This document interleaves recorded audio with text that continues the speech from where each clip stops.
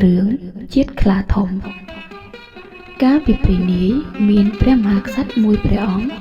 សោយរាជសម្បត្តិនៅនគរមួយមានអគ្គមហេសីជាចោមស្ត្រីមានមន្ត្រីចតុស្ដម្ភ4នាក់មានហោរាមួក1នាក់ជាតំណាងព្រះនេត្រព្រះការព្រះអង្គមានមន្ត្រីនិងស្រីស្នំជារាជបរិពារពេញកិត្តិយសជាម្ចាស់ផែនដីតាមព្រះរាជប្រពៃណីអំពីបុរាណរៀងមកប៉ុន្តែព្រះមហាក្សត្រនិងចតុស្ដម្ភទាំង4នាក់ពុំបានរៀនវិទ្យាមន្តខាងការពិជ័យសង្គ្រាមដោយព្រះរាជាមុនមកឡើយព្រះអង្គតែងទ្រង់ព្រួយបារម្ភនឹងព្រះមហានគរជាអនេកដោយព្រះរាជានុភាពរបស់ព្រះអង្គចេះតែទន់ភាពចុះទ្រង់ក៏រំពឹងថាបើប្រសិនជាមានសឹកសត្រូវចូលមកលុកលុយដណ្ដើមព្រះនគរនឹងបាននៅក្នុងកណ្ដាប់ដៃនៃប្រជាមិត្តដោយងាយពុំខានឡើយថ្ងៃមួយវេលាម៉ោង8ព្រឹកព្រះអង្គទ្រង់យាងចេញកាត់ចុងព្រះរាជជ្រោងដោយមានព្រះអគ្គមហេសីគង់ឯកណែតចិត្តព្រះអង្គហើយដោយមានហោរាចតុស្ដម្ភទាំង4នាក់និងមន្ត្រីឯទៀតក្រាបបង្គំគាល់តាមធម្មតាពេលនោះទ្រង់ភ្នាល់ព្រះតីចង់ទៅរៀនសិលសាស្ត្រក្នុងសំណាក់អាចារ្យទិសាបាមុខឯនគរកតសិលាទ្រង់ក៏ជំនុំជាមួយព្រះអគ្គមហេសីក៏សុំតាមទៅផងឯហោរានិងចតុស្ដម្ភទាំង4នាក់ក៏សុំតាមហែព្រះអង្គទៅដែរដើម្បីនឹងរៀនមន្តវិជ្ជាឲ្យជំនាញដើម្បីថែរក្សាព្រះនគរព្រះអង្គក៏ទ្រង់ព្រះរាជានុញ្ញាតជំនុំស្រេចហើយមានថ្ងៃមួយព្រះអង្គនាំអគ្គមហេសីហោរានិងចតុស្ដម្ភទាំង4នាក់ចេញចាក់ព្រះនគរគម្រប់7ថ្ងៃដល់នគរកតសិលាបានជួបនឹងអាចារ្យទិសាបាមុខក៏សូមរៀនសិលវេទអាចារ្យទិសាបាមុខទទួលភារៈបង្រៀនព្រះអង្គនិងព្រះអគ្គមហេសីព្រមទាំងហោរាព្រមទាំងចតុស្ដម្ភបានរៀនចេះចប់សពគ្រប់ទោះនឹងចង់ខ្លែងខ្លួនជាសត្វដេរឆានឬជាយក្សក៏ដោយងាយរៀនចេះសពស្រេចស្ដេចសំលាលោកអាចារ្យវិលត្រឡប់មកព្រះនគរវិញអាចារ្យក៏អនុញ្ញាតព្រះរាជានិងព្រះអគ្គមហេសីបានធ្វើព្រះរាជដំណើរត្រឡប់មកវិញ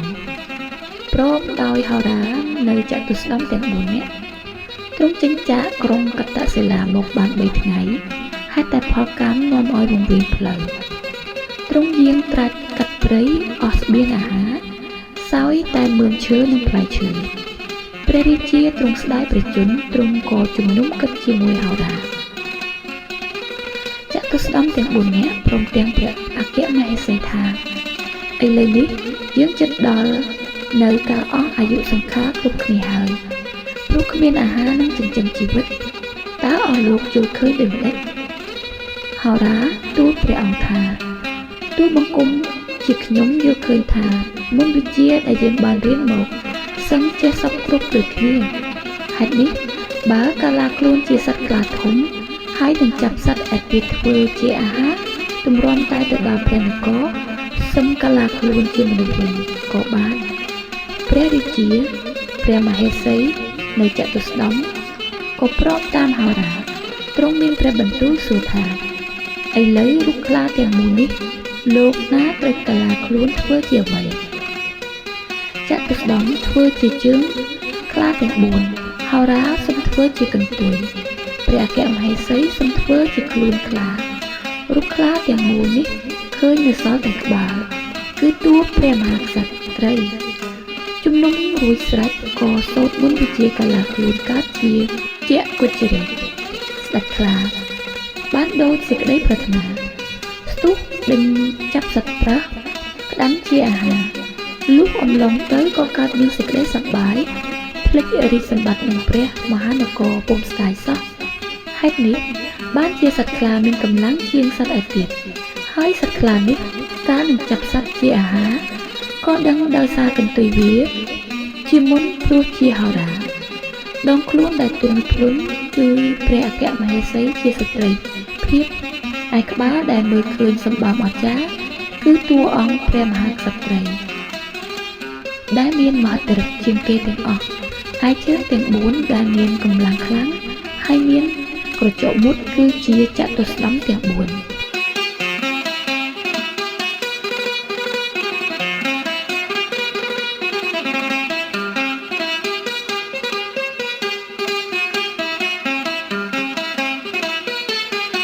រឿង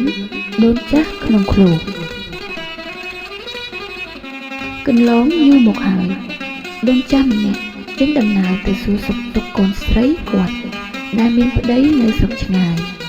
គាត់ដើរកាត់ព្រៃក្រាស់ពីមួយទៅមួយក៏ជួបនឹងកញ្ជ្រោងមួយក្បាលយាយចាស់អញអត់អេស៊ី10ថ្ងៃហើយពីឯងមិនអាចទៅទៀតឆ្ងាយពីនេះបានទេព្រោះអញនឹងស៊ីយាយឯងអស់ឥឡូវនេះហើយ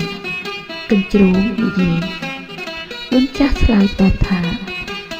សូមអត់ទ្រាំសិនទៅចៅសម្លាញ់អើយខ្ញុំសូមទៅសួរសុខទុក្ខកូនស្រីខ្ញុំតែមួយខែទៀតខ្ញុំនឹងត្រឡប់មកតាមផ្លូវនេះវិញដូចនេះសូមចៅឲ្យខ្ញុំទៅសិនចុះ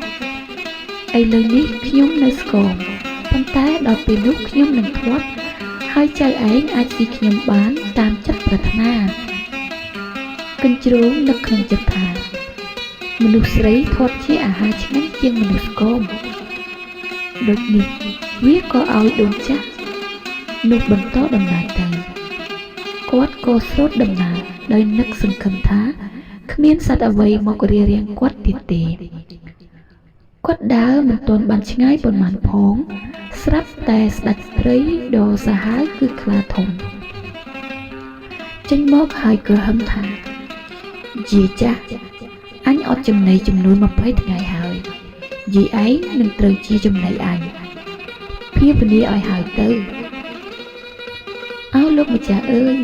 សូមលែងឲ្យខ្ញុំទៅផងលោកអាចស៊ីខ្ញុំបាននៅពេលខ្ញុំត្រឡប់មកពីសួរសុខទុក្ខកូនស្រីខ្ញុំវិញដល់ពេលនោះខ្ញុំនឹងធាត់ហើយមានរសជាតិឆ្ងាញ់មិនមែនស្គមកំប្រឹងហើយស្វិតដូចឥឡូវនេះទេដូនចាស់និយាយឮដូចនោះខ្លាក៏បើកផ្លូវឲ្យទៅមិនយូរប៉ុន្មានស្ដេចស្វាមួយអន្លើដោយបរិវារឈររាំងផ្លូវគាត់ដើម្បីបំផន់ភ្នែកស្ដេចស្វាទទួលគាត់យ៉ាងគួរសមដោយជូនផ្កាដ៏ក្រអូបមួយបាច់ទៅគាត់បន្ទាប់មកវាពោលទាំងញញឹមថាយាយបានបញ្ជើញមកទាន់ពេលល្អខ្ញុំមានសេចក្តីរីករាយនឹងស៊ីយាយឯងដូនចាស់តបថាអើលោកម្ចាស់អើយសូមលោកអត់ទ្រាំបន្តិចសិនខ្ញុំកំពុងតែធ្វើដំណើរទៅសួរសុខទុក្ខកូនស្រីខ្ញុំដូចនេះសូមលោកលែងឲ្យខ្ញុំទៅផងឥឡូវនេះខ្ញុំស្គមណាស់ប៉ុន្តែក្នុងរវាងមួយខែទៀតខ្ញុំនឹងមានសាច់ធាត់ហើយពេលនោះលោកម្ចាស់អាចស៊ីខ្ញុំបានតាមចិត្តប្រាថ្នាប៉ុន្តែស្ដេចស្វាមិនមែនជាសត្វងាយបោកបានដូចជាកញ្ជ្រោងនឹងខ្លាទេតាមបញ្ជារបស់ស្ដេចវាស្វាមួយវងបានឡោមព័ទ្ធដូនចាស់ដោយស្រែកជេរចាយផងកូនស្វាតូចមួយហ៊ានឡើងលើស្មាហើយលោតទន្ទ្រាំលើក្បាលគាត់ទៀតគាត់អង្វរពួកស្វាឲ្យបើកផ្លូវឲ្យគាត់ទៅតែស្ដេចស្វានិយាយថាខ្ញុំមិនជឿថាយាយឯងពិតជាត្រឡប់មកតាមផ្លូវនេះវិញទេលក្ខណៈយាយឯងមិនស្បត់នៅចំពោះភ័ក្រព្រះពុទ្ធនោះដូនចាស់ក៏ស្បត់ហើយគាត់ក៏បានត្រូវអនុញ្ញាតឲ្យបន្តដំណើរទៅទៀតយូរក្រោយមកដល់ផ្ទះកូនស្រីហើយរស់នៅទីនោះយ៉ាងសុខសាន្តប៉ុន្តែពេលវេលាចេះតែកន្លងទៅយ៉ាងលឿនហើយមួយខែក៏បានកន្លងផុតទៅយ៉ាងឆាប់ណាស់ដែរពេលនោះគាត់នឹកដល់ពាក្យសន្យារបស់គាត់ជាមួយនឹងសត្វទាំងឡាយហើយក៏ប្រាប់ឡើងទាំងអស់នេះដល់កូនស្រីគាត់ម្ដាយនិងកូនរួមគំនិតគ្នាហើយធ្វើគម្រោងការមួយកូនស្រីទៅយកផ្លែឃ្លោកធំធំពីរមកឃ្លោកមួយឈ្មោះលង្កាដែលមានរាងដូចដបហើយមួយទៀតឈ្មោះចន្ទាដែលមានរាងដូចពស់ កូនស្រីដាក់ដូនចាស់ក្នុងឃ្លោកលង្កាហើយឲ្យឃ្លោកចិន្តានាំផ្លូវចេញទៅដូចនេះឃ្លោកទាំងពីរធ្វើដំណើរចូលទៅក្នុងព្រៃសំដៅទៅកន្លែងស្វាខ្លានិងកញ្ជ្រោងកំពុងតែរត់ចាំដូនចាស់ដោយស្រែកឃ្លានមកដល់ផ្លូវបំបែកស្វាប្រជុំគ្នាយ៉ាងកកកខុសពីធម្មតាទំពេចនោះពួកស្វាឮសូរសំឡេងចម្លែកម្យ៉ាងហើយឃើញឃ្លោកចិន្តាដើរមកជិតដោយមានឃ្លោកលង្កាមកពីក្រោយបើកផ្លូវឲ្យយើងឃ្លោកចិន្តាស្រែកលឡាតើពួកអ្នកឯងរកគ្នាចង់យ៉ាងម៉េចបានជាមករាំងផ្លូវយើងយ៉ាងនេះស្ដេចស្វាស្រដីយ៉ាងគួរសមដោយថយក្រោយមួយជំហានពួកយើងកំពុងចាំដូនចាស់ម្នាក់សន្យាប្រគល់ខ្លួនធ្វើជាចំណីពេលល្ងាចរបស់យើងតើអ្នកបានឃើញគាត់នៅតាមផ្លូវដែរឬទេតើយើងមានពាក់ទងអ្វីនឹងដូនចាស់របស់ឯងឃ្លោកចិន្តាតបយ៉ាងក្រអឺតជិះចេញពីផ្លូវយើងរួចឃ្លោកនិយាយរួចឃ្លោកចិន្តានិងលង្កាបន្តដំណើរទៅមុខទៀតបន្តិចក្រោយមកឃ្លោកទាំងពីរមកដល់កន្លែងដែលខ្លាកំពុងរង់ចាំខ្លាបានសន្មតថាមិនស្ដាប់សម្ដីមួយម៉ាត់របស់យាយចាស់នេះទៀតឡើយហើយប្រុងព្រៀបខ្លួននឹងលូតទៅកាត់កនិងហែកគាត់ស៊ីមួយរំពេចដំបូងសូរសំឡេងមួយបានលាន់ឮពីចម្ងាយបន្ទាប់មកខ្លាក៏ឃើញឃ្លោកចិន្តារមៀលមករកវាដោយមានឃ្លោកលង្កាតាមពីក្រោយផងបើផ្លូវឲ្យយើងឃ្លោកចិន្តាស្រែកឡើងខ្លាស្រឡំកាំងគិតអ្វីមិនយល់ក៏ជាផ្លូវឬព្រាមនោះវានឹកឃើញក៏ពោលឡើងថាអូតើអ្នកបានឃើញយាយចាស់ដែលបានសន្យាប្រគល់ខ្លួនធ្វើជាចំណីពេលល្ងាចរបស់ខ្ញុំទេ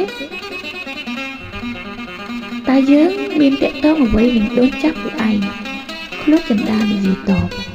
ជិះចេញផ្លូវយើងឃ្លោកចិន្តានិងឃ្លោកលង្កាក៏ធ្វើដំណើរហួសទៅពេលនោះកញ្ជ្រោងបានឮសូរយាយចម្លែកដែលរមៀលកាត់ព្រៃវាមានការសង្ស័យណាស់វាក៏យកដុំថ្មសួចមកដាក់កណ្ដាលផ្លូវរួចវាទៅពួនចាំលបមើលពីក្រោយឈើមួយដើមបន្តិចមកឃ្លោកចិន្តានិងលង្ការមៀលមកដល់ទីនោះយ៉ាងលឿនដូនចាស់អស់សំណើចខ្លួនឯងនឹងដំណើររពិតប្រសពដែលឃ្លោកទាំងពីរបានបំភាន់ភ្នែកពួកសត្វស្វានិងខ្លាក្រាក់ក្រាក់ឃ្លោកលង្កាទង្គិចនឹងដុំថ្មស្រួចហើយបែករយៈពីលើដល់ក្រោមក្របត់ដូនចាស់ចេញមកលើផ្លូវពេលនោះស្វានិងខ្លាបានយល់ក៏ល្បិចតែគេបោកវាហើយដេញតាមមកដែរចំពេលដែលកញ្ជ្រោងរៀបចំស៊ីដូនចាស់តែម្នាក់ឯងសត្វឯទៀតនោះក៏រត់មកដល់ដែរដូនចាស់ដឹងថាពេលនេះគាត់រត់គេចមិនរួចពីក្រញ៉ាំសត្វទាំងនេះទេតែគាត់មិនទាន់អស់សង្ឃឹមឡើយគាត់សុខចិត្តឲ្យសត្វទាំងនោះស៊ីគាត់ប៉ុន្តែគាត់ស្រដីថាបើយកល្អអាំងខ្លួនខ្ញុំសិនធ្វើយ៉ាងនេះទើបមានរសជាតិឆ្ងាញ់ឮដូចនោះពួកសត្វនាំគ្នាបង្កាត់ភ្លើងអាំងគាត់អស់ត្រូវខ្លាចជាព្រះសិនមុនពេលគាត់ដាក់ខ្ញុំអាំងមុនពេលដាក់ខ្ញុំអាំងហើយខ្ញុំនឹងឆ្អិនមួយរំពេចដូនចាស់និយាយដោយសង្ឃឹមថានឹងអាចបញ្ជាពេលឲ្យបានយូរបន្តិច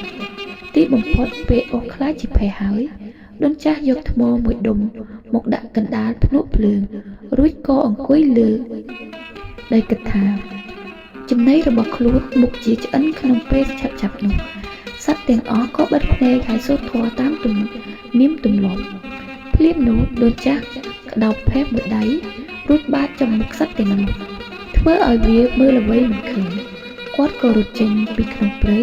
ហើយបានរួចខ្លួនមុនពេលពួកវាអាចបើកភ្នែកមើលបានវិញពោពេញដោយកំហឹងហើយថែមទាំងឃ្លានខ្លាំងផងកញ្ជ្រោងខ្លានិងស្ដេចស្វានាំគ្នារកដូនចាស់គ្រប់ទិសទីប៉ុន្តែពួកនោះលែងឃើញគាត់ទៀតហើយ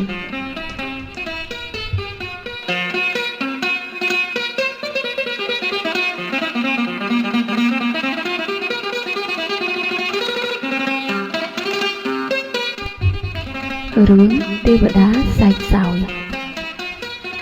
កាលពីព្រេងនាយមានមនុស្សកំសត់ម្នាក់ប្តីប្រពន្ធមានកូនប្រុសមួយកូននោះកើតឡើងវេលាណា មានទេវតាអាក្រក់មកថែរក្សាសាច់សោយតាំងពីទេវតាអាក្រក់មកសាច់សោយក្មេងនោះឪពុកម្ដាយក៏ស្លាប់ចោលអស់ទៅក្មេងនោះនៅជាមួយនឹងជីដូនក៏ថែរក្សាដរាបដល់អាយុ20ឆ្នាំថ្ងៃមួយក្មេងនោះចូលទៅក្នុងព្រៃដើម្បីរកអុកកំពុងតែកាប់អុកមានទេវតាមួយអង្គទៀតជាទេវតាល្អជួយឲ្យចម្រុងចម្រើនវាស័កភោគសម្បត្តិទេវតានោះនិយាយនឹងទេវតាអាក្រក់ថា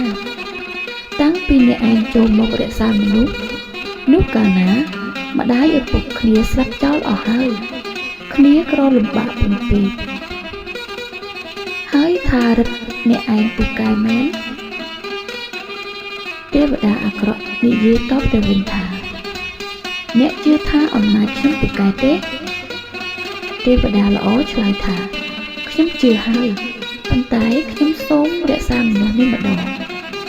ទេវតាអាក្រក់ព្រមបើកអំណាចឲ្យទេវតាល្អថែរក្សាហើយហោះទៅទេវតាបណ្ដាលឲ្យមនុស្សនោះកំពុងតែកាប់អុក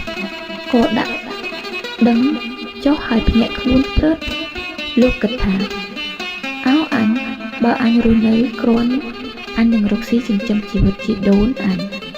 បើប្រសិនជាអញស្លាប់ទៅតើបានអ្នកណានឹងរកស៊ីចិញ្ចឹមជីដូនអញទៀតបើដូច្នេះអញគិតទៅនិយាយបបួលយាយអញទៅនៅធ្វើខ្ញុំសេដ្ឋីគ្រាន់តែសំបាយគេស៊ីប្រហែលជាគេព្រមហើយគិតតែប៉ុណ្ណោះក៏លែងកាប់អុកត្រឡប់ទៅវិញទៅដល់និយាយប្រាប់ជីដូនតាមដំណើរសពគ្រប់ដែលខ្លួនគិតការនៅកាប់អុកជីដូនបានស្ដាប់ហើយក៏ចូលចិត្តព្រមតាមចៅបរិសុទ្ធកំសត់ទាំងពីរនាក់គឺជីដូននិងចៅ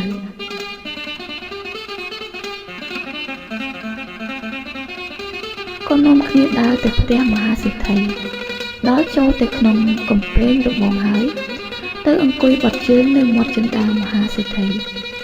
លុះបន្តិចទៅមហាសេដ្ឋីប្តីប្រពន្ធនាំគ្នាចេញមកក្រៅក្រឡេកទៅឃើញអ្នកទាំងពីរនាក់អង្គុយក៏សួរថាឯងមកនេះមានប្រាថ្នាអ្វីបុរសកំសត់នោះឆ្លើយជម្រាបទៅសេដ្ឋីថាខ្ញុំពីរនាក់ជីដូននិងចៅនេះមកសុំនៅធ្វើជាខ្ញុំបម្រើលោកគ្រាន់តែយកបាយចិញ្ចឹមជីវិតមហាសេដ្ឋីស្ដាប់ហើយឆ្លើយថាឯងនៅចុះបុរសនោះជម្រាបទៅមហាសេដ្ឋីថាសូមលោកមេត្តាឲ្យខ្ញុំនៅបម្រើខាងលើផ្ទះបាយហើយនឹងផ្ទះធំ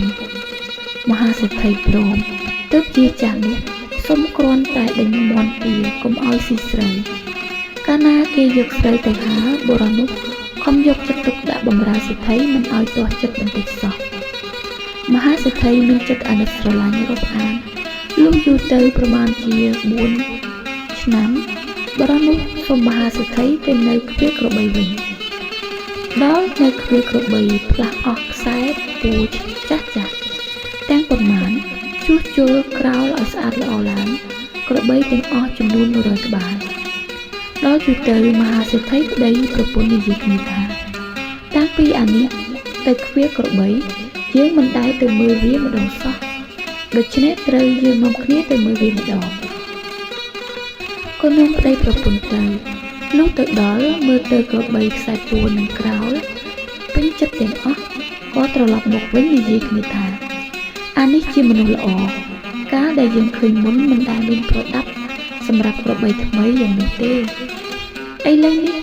មានព្រមអានេះជាមនុស្សចិត្តត្រង់និងចៅវាយនេះបុរសនោះទៅខ្វៀលក្របីរាល់ថ្ងៃមានកាលថ្ងៃមួយនោះពេលល្ងាចដេញក្របីត្រឡប់មកក្រៅវិញមកដល់ត្រពាំងមួយដេញក្របីចុះទៅត្រពាំងទឹកទៅជន់ដុំមាសនៅក្នុងត្រពាំងនោះបែរទៅខាងណាក៏សុទ្ធតែដុំមាសពេញត្រពាំងទាំងអស់បុរសនោះថាដុំថ្មអ្វីក៏ច្រើនម្ល៉េះប៉ះជើងស្ទើរស្លាប់ហើយថាហើយក៏យកដុំមាសមួយដុំមកគិតថាអញយកដុំថ្មនេះទៅផ្ញើយាយអញព្រោះថ្មនេះល្អបុរសនោះដេញក្របីមកចូលក្រោលរួចហើយក៏យកដុំមាសទៅឲ្យជីដូនបានឃើញដុំមាសហើយសួរថាចៅយកពីណាមក ចៅទៅវិញទៅយាយមិនហ៊ានយកទេដុំមាសធំម្ល៉េះបុរសដឹងជាដុំមាសដូច្នោះហើយក៏យកទៅទុកក្នុងត្រពាំងវិញចំណាំកន្លែងទុករួចត្រឡប់មកវិញថ្ងៃក្រោយមកព្រះមហាក្សត្រទ្រង់លបងចិត្តពួកសេនាបតីទ្រង់មានព្រះបន្ទូលនឹងអាមាត្យថាអ្នកឯងទៅប្រាប់សេនាបតីទាំង4ថាល្ងាចនេះឲ្យដេកចាំព្រះបរមរាជវាំងនៅចុងព្រះរាជរោងអាមាត្យនាំយកព្រះបន្ទូលជម្រាបសេនាបតីទាំង4តាមដំណើរសេនាបតីទាំងនោះក៏រៀបខ្លួនមកដេកតាមព្រះរាជអង្ការពេលមកដេកនោះមិនគិតប្រុងប្រយ័ត្នសោះគិតតែពីដេកដល់ភ្លឺលុះយប់ជ្រៅស្ងាត់ស្ដេចទ្រង់យាងមកទតសេនាបតីទាំង4នោះឃើញដេកទាំងអស់គ្នាក៏ទ្រង់យាងត្រឡប់ទៅក្រឡាព្រះបន្ទុំវិញដល់ព្រឹកឡើងទ្រង់មានព្រះបន្ទូលឲ្យចាប់សេនាបតីទាំងនោះយកទៅកាប់ចោលទៅលុះល្ងាចក្រោយទៀតទ្រង់មានព្រះបន្ទូលហៅមហាសេដ្ឋីទាំង4ឲ្យមកដេកដូចមុនទៀតមហាសេដ្ឋីដែលចៅវាយត្រូវជាចៅវាយបរិះកំសត់នោះភ័យណាស់ព្រោះមិនដឹងជាមានរឿងអ្វីបានជាស្ដេចឲ្យសម្លាប់សេនាបតីទាំង4មុននោះឥឡូវដល់មកខ្លួនទៀតគិតថាមកជាស្លាប់ហើយកូនប្រពន្ធទាំងប៉ុន្មានយំសោកទាំងអស់គ្នាលុះបន្តិចទៅឮទៅដល់បរិះកំសត់ក៏ឡើងមកសួរថាហេតុម្ដេចបានជាយំសោកយ៉ាងនេះមហាសេដ្ឋីប្រាប់ទៅតាមរឿងបរិះថាបើដូច្នេះខ្ញុំសូមទៅដេកជំនួសមហាសេដ្ឋីឮដូច្នេះហើយក៏អរណាស់ឲ្យរកសម្ពុតអាវល្អៗយកមកឲ្យបុរសកំសត់នោះស្លៀកដោយគិតថាមុខជាស្លាប់ហើយលុះបុរសរៀបខ្លួនស្រេចនឹងទៅដេកចាំវាំងជាមួយនឹងពួកមហាសេដ្ឋីឯទៀត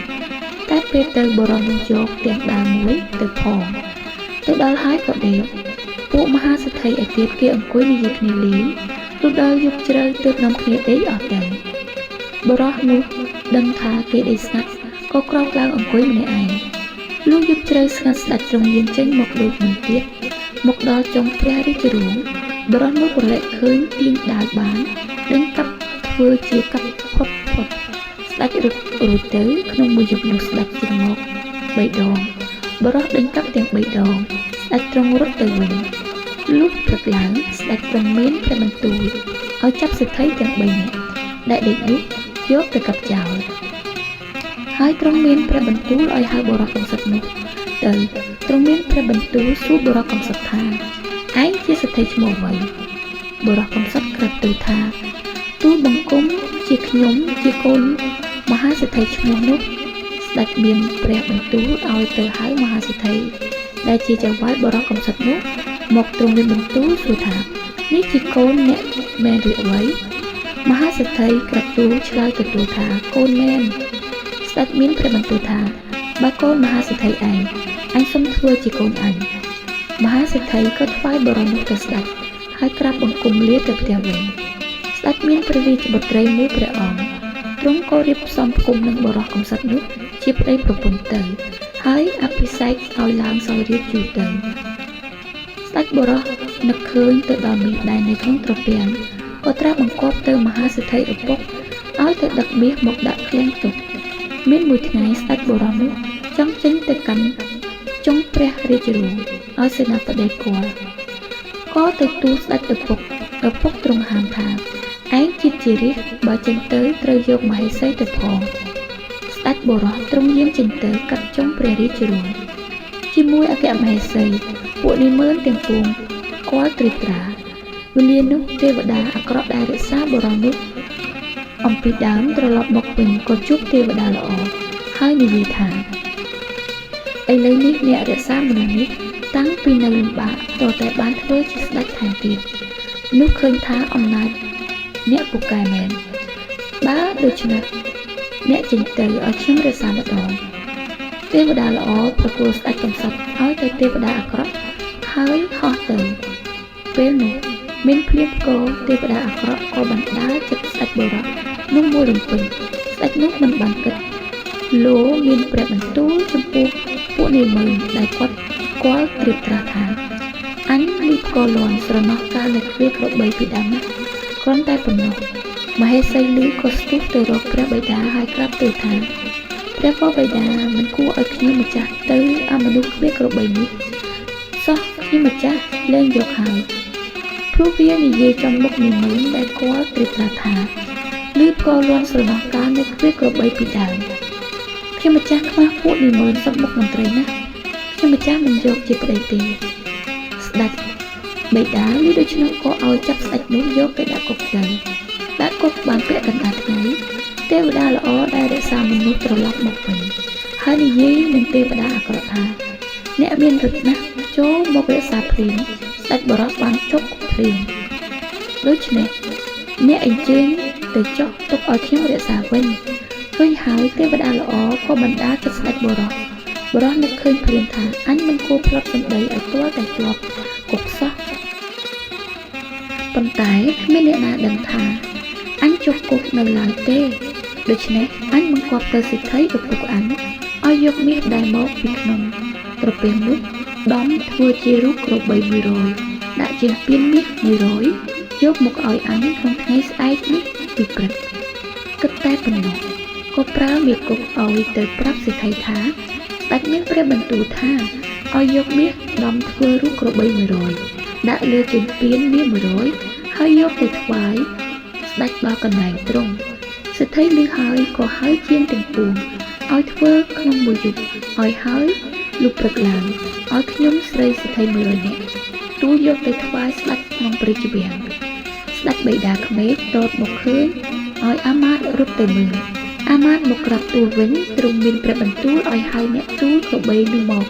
ហើយទ្រង់មានព្រះបន្ទូលថានឹងឯងរាល់គ្នាយកក្របីមាសនេះទៅណាស្រីទាំងនោះថាខ្ញុំម្ចាស់យកមកថ្វាយព្រះអង្គស្ដេចទ្រង់ជ្រាបទ្រង់ឲ្យហើយព្រះរាជបុត្រីថាមហេសីស្ដេចកំសត់ឲ្យចេញមកមើលហើយមានព្រះបន្ទូលថាកូនអើយតែប្តីឯងវាថាស្រណោះកាលធ្វើក្របីនោះមិនមែនក្របីសត្វទេគឺរូបក្របីមាសនេះឯងកូនមើលក្របីនេះចុះណាហើយកូនកុំខឹងនឹងប្តីយកប្តីវិញទៅមានព្រះបន្ទូលតែប៉ុណ្ណោះក៏ទ្រង់ឲ្យទៅដោះស្ដេចបរោះកំសត់មកហើយទ្រង់អភិសេកនឹងនាងជាបុត្រីឲ្យឡើងសោយរាជសម្បត្តិជាសុខសប្បាយរៀងទៅព្រមទាំងយាយជីដូននៃបរោះនឹងផង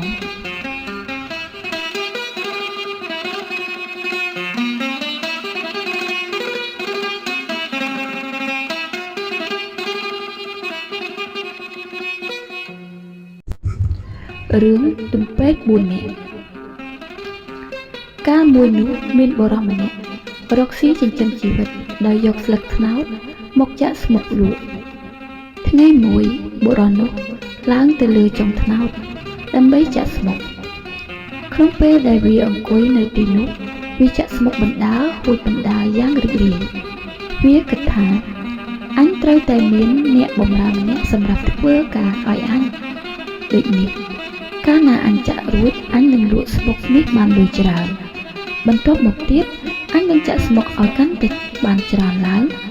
លុះត្រាតែបានលុយច្រើនសម្រាប់លុះខ្ញុំម្នាក់មកបម្រើអញកំពុងតែសប្បាយនឹងគំនិតតែបានខ្ញុំបម្រើមកធ្វើការឲ្យវាក៏ពោលថាបើខ្ញុំបម្រើនេះវាមិនខំធ្វើការទេអញនឹងធាក់វាចេញយ៉ាងនេះណែដោយភ្លេចគិតថា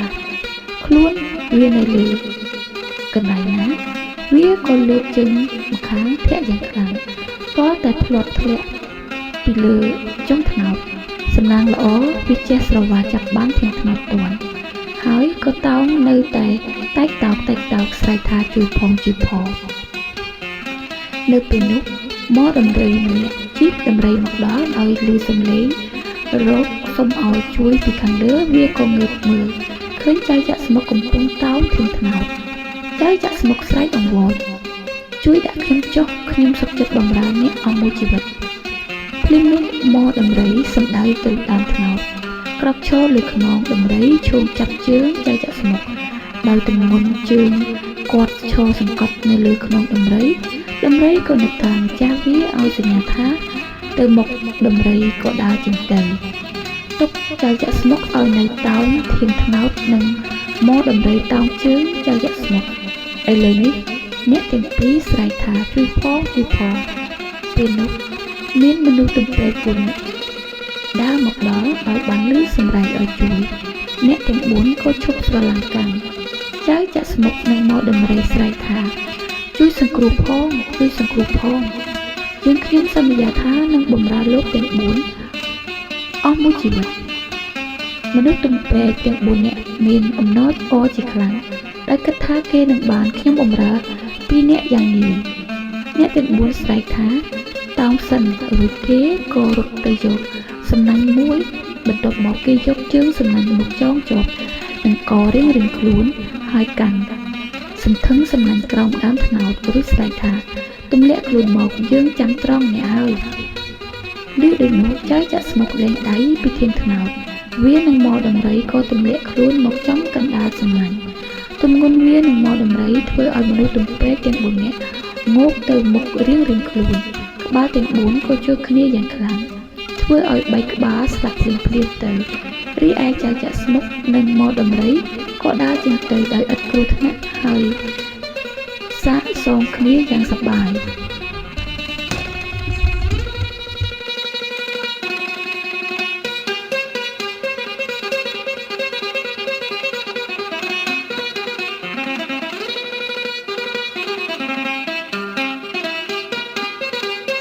រឿងអន្ទង់វែងឆ្នាំងវែងក្នុងកាលកន្លងទៅហើយមានមនុស្ស2នាក់ជាប្តីប្រពន្ធ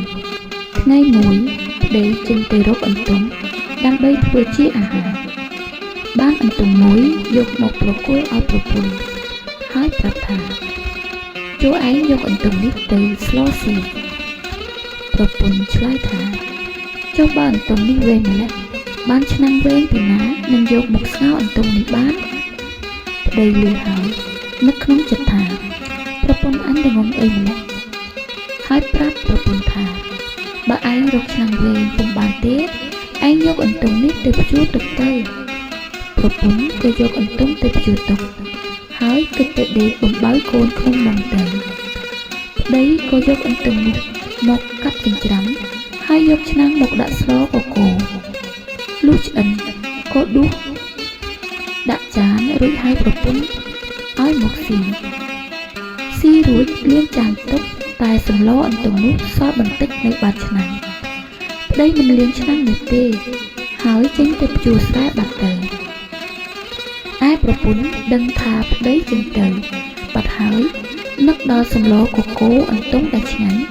ក៏ស្ទុះក្រោកឡើងទៅយកឆ្នាំងនោះមកលិតដល់ខំលិតណាស់ទៅក្បាលនាងនោះចូលទៅក្នុងឆ្នាំងគ្របជាប់ពីលើមិនដឹងធ្វើដូចម្តេចនឹងយកឆ្នាំងនោះចេញបានក៏វាទៅពួនក្នុងមុងលុះប្តីត្រឡប់មកពីព្យួរស្រែវិញរកប្រពន្ធពុំឃើញក៏ស្រែកហៅឮសូរឆ្លើយសំឡេងនោះក្រងួងល់ហាក់ដូចជាចម្លែកណាស់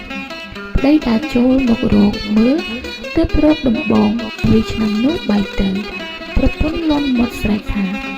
យ៉ាអញពួននឹងគាត់ឯងសោះប្តីនឹក